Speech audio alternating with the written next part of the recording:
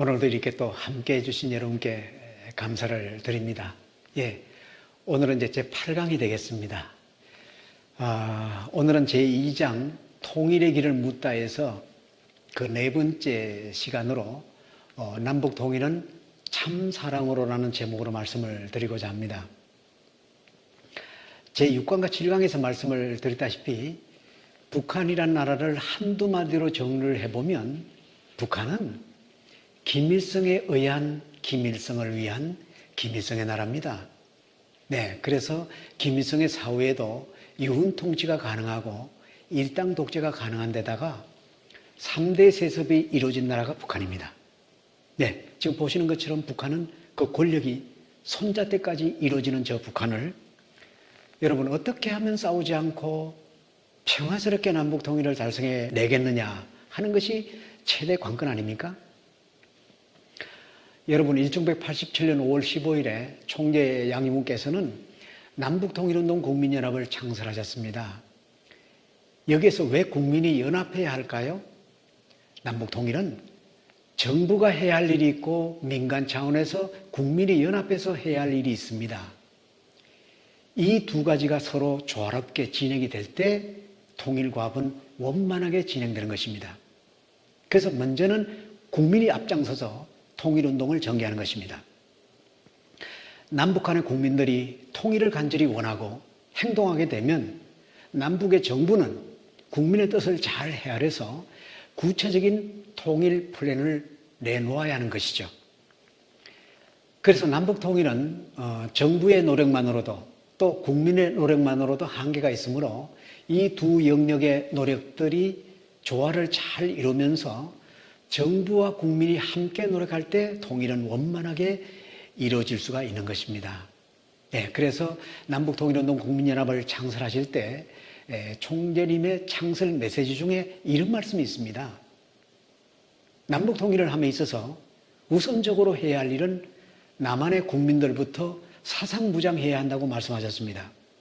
북쪽은 김일성 주체사상으로 무장되어 있어서 남북의 사상전에서도 그들은 자신 있다고 여길 정도로 사상면에서는 그들이 더 강한 면을 볼 수가 있습니다. 그래서 총재 양이분께서는 불언간 남북 통일 시대가 다가올 것을 예견하시고 온 국민이 하나님을 중심한 올바른 가치관으로 사상무장해야만 북한을 올바른 방향으로 이끌면서 통일 대한민국을 이룰 수 있다고 말씀하셨거든요.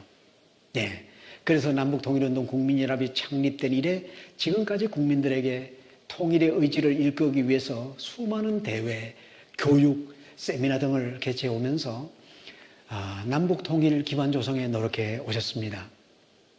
그리고 통일을 대비해서 국내 지도층 인사들을 통일을 준비하는 국민위원들을 많이 배출해야만 통일 과정에 있어서 보다 원만한 통일이 실현된다고 보신 것입니다. 또 지난 20여 년간 지역의 오피니언 리더들이 한반도 통일과 평화세계를 이루려는 그런 사명의식을 갖고 평화의 전사로 그리고 통일의 전사로 활동하시도록 평화대사들을 많이 위촉하시는 것입니다. 그래서 일본에서 개최된 위촉 세미나에서 약 3만 5천여 명의 평화대사들이 위촉됐습니다.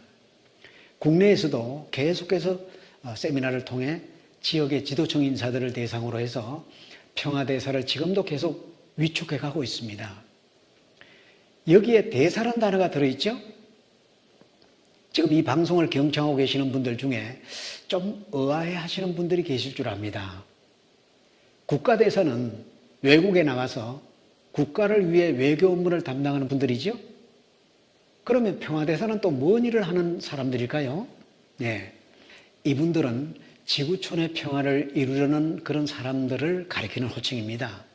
그러니까 평화의 참뜻을 지구촌에 알리고 이를 실천하는 분들에게 붙여진 최고의 칭호로 이해하시면 될 것입니다. 다시 말씀드려서 평화대사들이 하는 일은 국가 차원을 넘어 세계 평화를 위해 노력하고 주도해가는 일이기 때문에 이분들은 하늘의 명령을 받은 분들이라고 해서 그 격을 좀 높여서 붙여진 칭호라고 이해하시면 되겠습니다. 이 평화대사들은 한국에만 있는 게 아닙니다. 전 세계 국가별로 많은 평화대사들이 이 지구촌의 평화를 위해서 노력하고 계시다는 것이죠. 그리고 목숨을 걸고 대한민국을 찾아온 그 탈북인들의 2세들을 바르게 성장시켜서 장차 통일시대가 본격화되면 이들이 통일의 주역으로서 그 역할을 할 수 있는 지도자로 육성하기 위해서 우리가 장학금도 지원하고 또 해외 연수도 시켜서 견문을 넓게 하는 것이죠. 이들은 부모를 따라 북에서 온 학생들이기에 이들이 잘 성장해서 조국의 평화 통일을 이루는 데 앞장서서 일할 수 있는 훌륭한 통일 지도자로 육성하기 위한 것입니다. 여러분, 이렇게 통일시대를 대비해서 다방면에 걸쳐서 준비를 하고 있지 않습니까? 문 총재님의 두 번째 창설 메시지로 남북 통일은 참 사랑의 정신으로 해야 한다고 말씀하셨습니다. 앞서 말씀드린 것처럼 남북통일운동 국민연합을 창설하신 이후에 많은 활동을 전개하신 문 총재님은 1991년이 저물어 가던 무렵에, 그러니까 지금으로부터 꼭 30년 전의 일입니다. 북한을 방문하실 것을 말씀하십니다. 총재님의 말씀은 김일성 주석이 살아있을 때 통일 문제를 놓고 분명하고 확실하게 논의해야 한다고 말씀하셨습니다. 그러나 문 총재님께서 북한을 들어가시는 것도 또 김일성 주석을 만나는 것도 결코 쉬운 일은 아니었습니다. 설령 북한을 들어갈 수 있는 길이 열린다 하더라도 김 주석을 마주하는 문 총재님의 심정이 어떠할 것인가 하는 것이죠. 여러분, 왜 그럴까요? 여러분, 총재님의 마음을 이해하려면 또다시 과거의 아픈 기억들을 회상해 볼 수밖에 없습니다. 여러분, 역사의 시계 바늘을 지금부터 75년 전으로 되돌려 보십시다. 1946년도면 해방 이후 북한 땅은 소련군이 북한에 들어와서 김일성과 함께 하나님을 부정하는 공산국가를 만들어가는 과정이었습니다. 여러분, 공산주의는 종교를 철저하게 부정하는 무신론입니다. 그런 이념을 중심으로 공산국가로 만들어가는 과정 속에 종교가 민중의 아편으로 여기며 철저히 종교 말살 정책을 펴는 것이 그들이었습니다. 당시 평양은 신앙심이 어느 지역보다도 뜨거운 곳으로 동양의 예루살렘으로 일컬었던 곳이었습니다. 이런 곳에 신을 부정하는, 하나님을 부정하는 공산국가가 이 땅에 세워진다는 게 말이나 됩니까? 아니죠. 그러니까 어느 날 문 총재님은 하늘의 계시를 받습니다. 북한을 구하라. 그리고 즉시 평양으로 들어가라. 라는 계시를 받으십니다. 문 총재님은 이 계시를 받는 즉시 38선을 넘어서 평양으로 들어가시게 됩니다. 이때가 1946년 6월 6일이었습니다. 평양에 경창이라는 곳에 자리를 잡으시고 하나님의 뜻을 펼치시기 시작을 하십니다. 문 총재님의 말씀에 감화 감동을 받은 사람들이 많았고 입소문을 통해 사람들이 모여들기 시작을 합니다. 그러니까 북한 공산당국은 문 총재님을 감옥에 잡아가둡니다. 그리고 제목을 붙이기를 남쪽에서 왔으니까 이성만 박사가 보낸 간첩이란 제목을 씌워서 대동보안소에 투옥을 시킵니다. 그 이후 공산경찰이 가하는 고문은 너무나도 가혹한 것이었습니다. 수십 일 동안 가혹한 고문을 받으신 총재님은 거의 빈사 상태까지 이르자 공산경찰은 이제 더 이상 고문을 해볼 필요가 없다고 판단을 했는지 그냥 감옥 밖으로 내다 버리다시피 해서 출감을 시켰습니다. 당시의 제자들은 총재님을 집회소로 모셔오기는 했습니다마는 총재님의 몸 상태가 너무나 허약해져서 예전처럼 회복되기란 쉽지 않다고 생각을 했습니다. 심지어는 어떤 제자는 장례식 준비까지 해야 하지 않을까 이렇게 걱정할 정도였다고 합니다. 그러나 제자들은 한의원에 가서 한약을 지어 드시게 하고 하나님께 밤낮으로 기도하면서 갖은 정성을 다 드렸다고 합니다. 그러자 그 덕분이었는지 가까스로 총재님은 조금씩 건강을 되찾기 시작을 했다고 합니다. 그런데 총재님은 아직 몸도 제대로 회복도 안 된 상태지만은 또다시 말씀을 전하기 시작을 하시는 겁니다. 그러니까 전보다 더 많은 사람들이 모여들기 시작을 합니다. 특히 그 기독교 신도들이 모여들기 시작을 하니까 당시에 기독교 성직자들은 교인들을 빼앗겠다고 생각을 하니까 이 사람들이 또 공산경찰에 투서를 하는 겁니다. 그 문 총재님은 사회 질서를 물랑케 했다는 이유로 다시 감옥에 들어가십니다. 그리고 나중에 이제 재판을 받았는데요. 5년형을 언도합니다. 죄명은 사회 질서 문란죄였습니다. 공판정에서 언도된 그 판결문에는 흑우라는 단어가 들어있었습니다. 총재님은 최후 진술에서 재판장을 향해 내가 한 일은 흑우가 아니니까 그 단어를 좀 빼달라고 하셨다고 합니다. 그리고 이제 감옥을 옮기셨는데 이번에 감옥은 흥남에 있는 노무자 특별수용소였습니다. 여기는 혹독한 노동과 굶주림으로 사람을 서서히 죽이는 강제 노동 수용소였습니다. 그러니까 해방되기 전에 일본이 지은 그 질소 비료 공장인데요.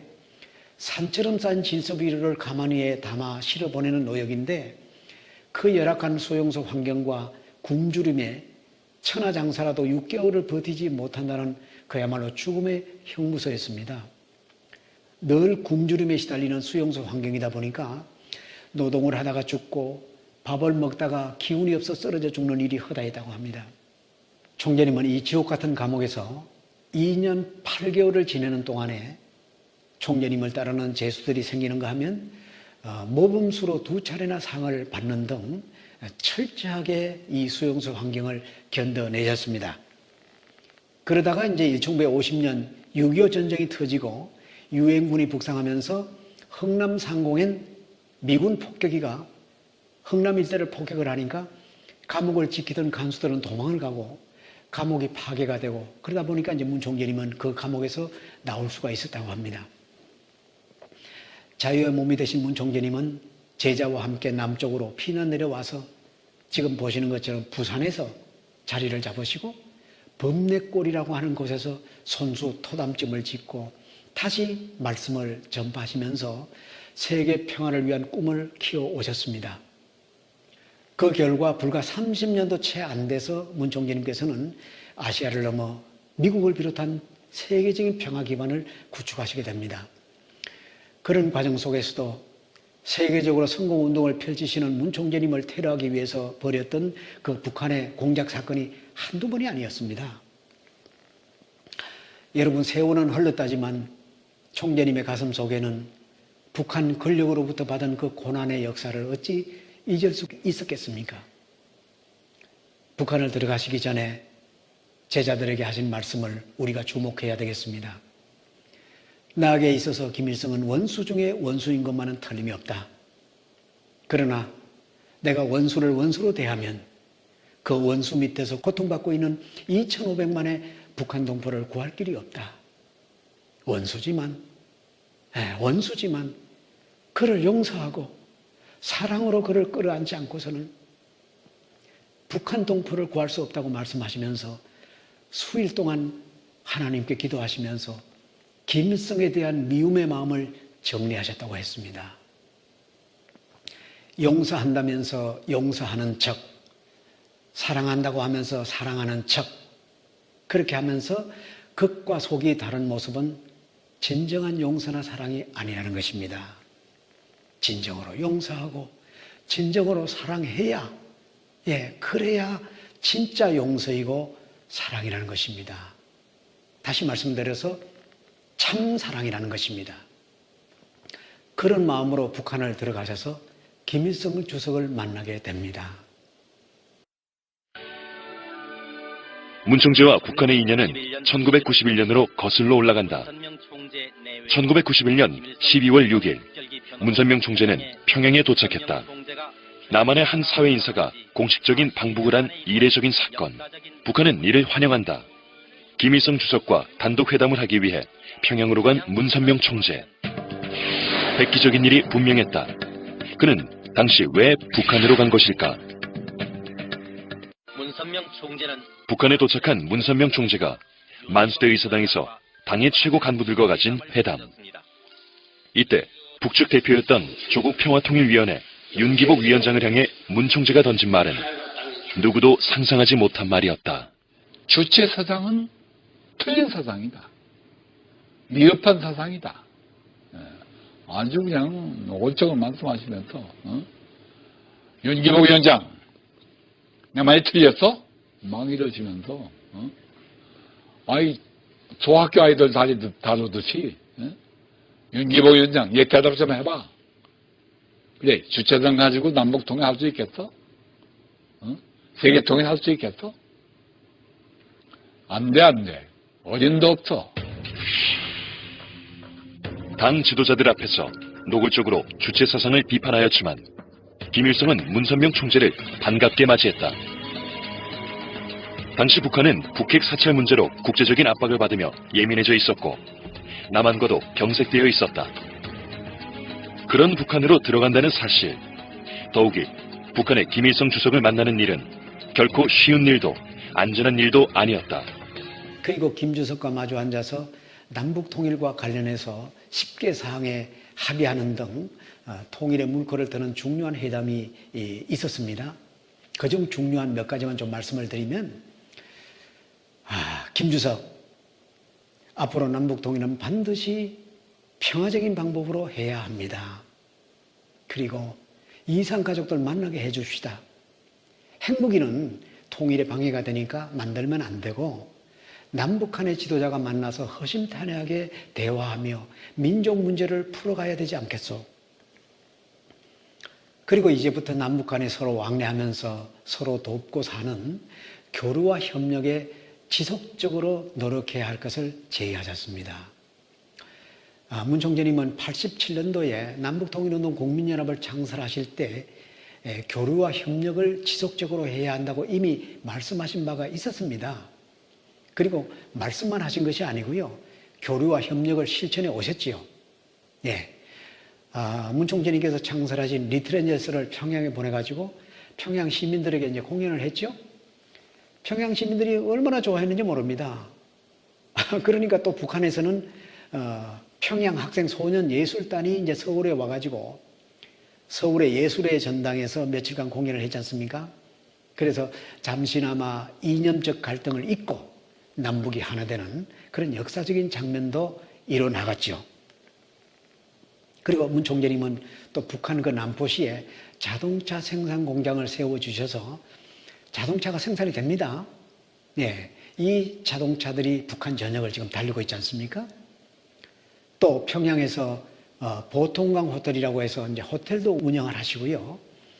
그 보통강 호텔 맞은편에 평화센터도 이렇게 건립을 하셔서 평화를 위한 국제회의장으로 활용하도록 하셨습니다. 언젠가 그런 말씀을 하셨다고 합니다.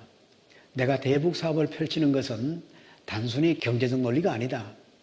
장차 북한 동포를 살리고 또 나아가서 남북 독일의 초석을 놓기 위함이라고 말씀을 하셨다고 합니다. 그리고 민간 차원에서 북한의 국민들과 하나 되는 방법은 사랑과 정으로 하나 되는 것입니다. 북한 동포를 나의 형제요 자매라고 생각한다면 힘들게 살아가는 나의 동족을 외면할 우리 국민들은 결코 아님을 압니다.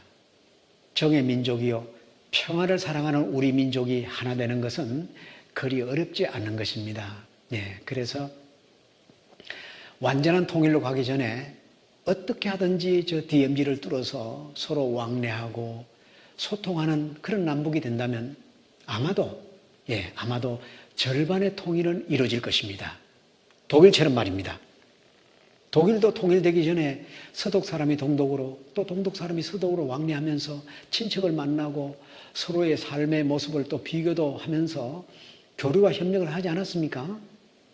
그 결과 동독 사람들에게 비친 그 서독인들의 그 삶은 바로 동경의 대상이 되지 않았습니까? 그래서 우선은 국토 통합 또는 체제 통합도 중요하지만은 남북한 국민들이 서로 알아가면서 또 서로 도우면서 동포사랑, 동포 간의 정을 쌓아 나가는 것이 중요하다고 생각을 합니다. 그리고 국가 차원에서도 북한이 필요한 것은 남쪽이 협력을 하고 또 우리가 필요한 것은 북쪽이 협력을 하면서 남북이 함께 상생하는 것이죠. 예. 그러다 보면 통일 과정에서 야기되는 여러 부작용들을 최소화하면서 자연스럽게 통일이 이루어진다고 저는 보는 것입니다. 여러분, 처음에 문 총재님께서 남북 통일은 참사랑으로 해야 한다고 말씀을 하셨을 때만 해도 좀 솔직히 말씀드려서 좀 막연하기도 하고 좀 쉽게 이해가 안 되는 것도 사실이었습니다. 그러나 총재님께서 행하신 말씀과 실천하시는 여러 면들을 보면서 그렇구나, 정말로 그렇게 해야 되겠구나 하고 이제 생각이 들게 되는 거거든요. 76년간 분단돼 살아오는 동안에 체제가 다르고 전통 문화도 잊고 살아온 이 이주라될 문화가 하나의 문화로, 하나의 의식으로 동질화되기 위해서는 통일 이전부터 서로 돕고 사랑과 정을 쌓아 나가면서 우리는 하나의 동족이었음을, 우리는 원래 하나의 형제였음을 인식해 나갈 때, 그럴 때 이것이야말로 민족의 마음이 하나로 묶어지는 완전한 통일이 가능하겠다는 것을 실감하게 됩니다. 여러분, 제1강부터 4강까지는 평화의 길을 찾아가는 여정이었다고 한다면 제5강부터 8강까지는 통일의 길을 찾아보는 시간이었다고 보면 되겠습니다. 이제 제9강부터는 한학자 총재님께서 주도하시는 통일한국을 이루기 위한 준비와 그에 대한 구체적인 실천 과정을 만나보시게 될 것입니다. 제8강까지 함께해 주신 여러분께 감사를 드리면서 여러분 제9강에서 또 여러분들 찾아뵙도록 하겠습니다. 여러분 고맙습니다.